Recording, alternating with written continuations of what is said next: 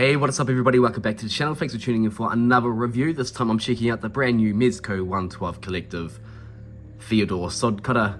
This just arrived the other day, directly from Mezco, and I'm excited to be checking it out. I did do a preview on this on the channel, and it looks cool, but I have no real attachment to this guy at all, so I'm excited to see how the figure is and check it out. Alright, that's enough chit chat. Let's take a look at the comic book and then we'll open up the box and check out the figure. Stay tuned. Just taking a quick look at the comic. It's a official, actual comic book of Theodore Sodcutter. It includes a bunch of random adverts, just like the old 90s comic books. Yeah, pretty cool. There's obviously Bartholomew, whatever his name is. There's Theodore Sodcutter and Nosferatu. So cool. I'll check that out a bit later on. Myself, I'm pretty partial to a good comic book. Show you this inside of the box. It does open up and there's a pretty cool art piece there of Theodore in the interior of the box. Nice little touch. And here we have him out of the box and on display. And yep, I was right. In my preview, he is a creep. Just look at him here without his hat on, bald. Oh, yuck. He's creepy. Long arms, like his limbs are drastically longer, particularly his arms here. And I have seen some feedback online already in some of the forums regarding these being quite prone to breaking. So I will be taking my care with this particular figure. So I'm not going to be putting him into any crazy poses. He's an old man too. He's gonna snap. He's a ghoul. He's pretty big too. So up here I've got my Sticky Bones figure, and this is probably 7 inches, I'd say. So something like NECA, like the Predators from NECA, probably the same scale as that. He's not too far off, to be honest with you. I love his shoes. This one here in particular is like sort of bent up. It's quite cool. And his hunchback, it's hard in there. He's just a creep. He's a ghoul, he's a creep. I love him. Yes, okay, he's winning me over already. Let's chuck some accessories on him and I'll take a look at his articulation. Alright, let's move on. Okay, so touching on accessories, and there is a heap. So hands alone, 1, 2, 3, 4, 5, 6, 7, 8, 9, 10, 11, 12 pairs, hands. Optional hands, interchangeable hands. We've got a bunch of head sculpts here, which I'm going to save in the plastic. I'm going to be putting them on the figure so you can check them out in more detail. We've got a tombstone. We've got some batteries to put into some of the heads. There's a light up feature.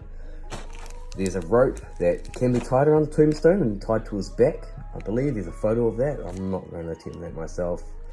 I can't even bloody tell my shoes properly. We've got a creepy looking head that he's able to hold, and this glows in the dark, I'm pretty sure. I can't remember. It's a bit creepy. Some really cool detail on that. Got this cool little like medicine bag, doctor's bag thing that opens, and it's got a cool little skull latch there. Of course I can't do it with one hand. There we can. It doesn't open right up, but you're able to put a few of the accessories inside of there, which is quite a cool touch. It also includes a lantern. And yeah, it has batteries, yep. You can put batteries in there so that lights up. So it's like Gravedigger, Ted. Bunch of cool hats. And again, as I said in my Vapor video, I love hats, so it's part of the reason why I like the look of this guy so much, is he kind of reminds me of like sort of Jekyll and Hyde, that sort of stuff, Victorian era. Especially this hat here. It's so cool. Let's see if I can pop it on him. There we go. Classy. Is it called Tribbley? I can't remember. Tribbley? There it is. Oh, there we go. Nice little hat to chuck on. Another one. We've got a pickaxe for digging up soil, or digging something, killing something, and we've got a spade And just, I love the attention to detail on these, both of these weapons here. Like, it actually looks like they're being well used. Yeah, bunch of different hands. Yeah, check out some of those heads. Okay, now speaking on the heads, and this is probably the selling part for me with this figure, other than the hat, obviously, was the different head sculpts and just the options that you have here. I've tried to go from sort of relatively normal-ish looking from here to progressively more evil and then rotting. So I just like the options here. This one kind of reminds me of the Pennywise, and it might be the Pennywise head sculpt. It just looks familiar, the Mezco figure of Pennywise. But this head sculpt in particular is just really just creepy and ghouly and yeah, not normal. But yeah, love the head sculpts, just great attention to detail. I'm gonna try and pop the batteries in and see how well the light up feature works, and yeah. Okay, so quick little tutorial on the light up feature, as I struggled personally with the instructions, but that is no surprises really. But you can remove this light up function piece here. What's it called officially? The light up module. There we go. And initially it's not the clearest in terms of where to put the batteries. Well, it wasn't for me. But it comes with these 4 little batteries. You just put them in there. So I've got one in this part here.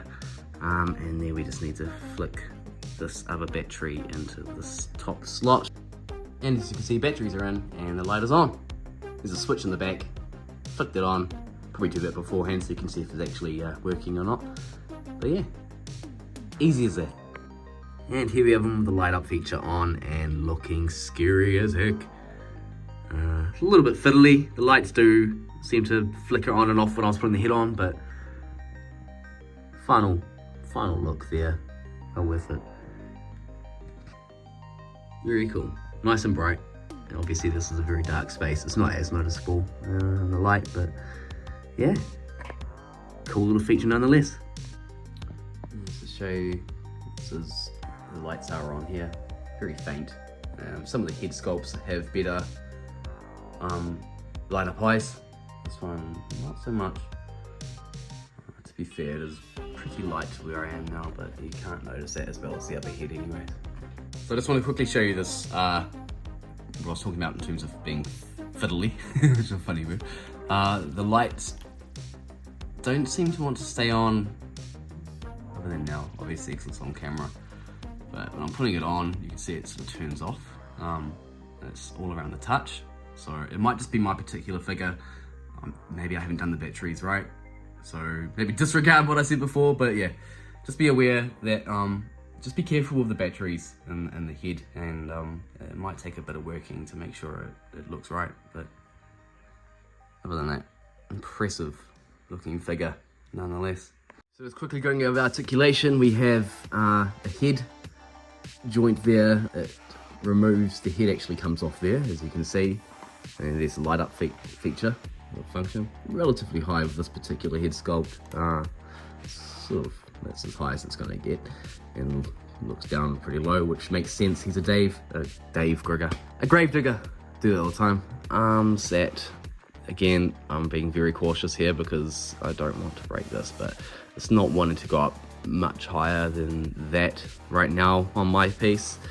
We do have a bend here in the elbow, again, not wanting to push it too much, but it's going up that high there without getting too restricted. The wrists, joints, that's pretty good, so you're able to get a bit of decent movement there in the wrists, typical ball joint here. The torso can lean forward, makes them look even more hunchback.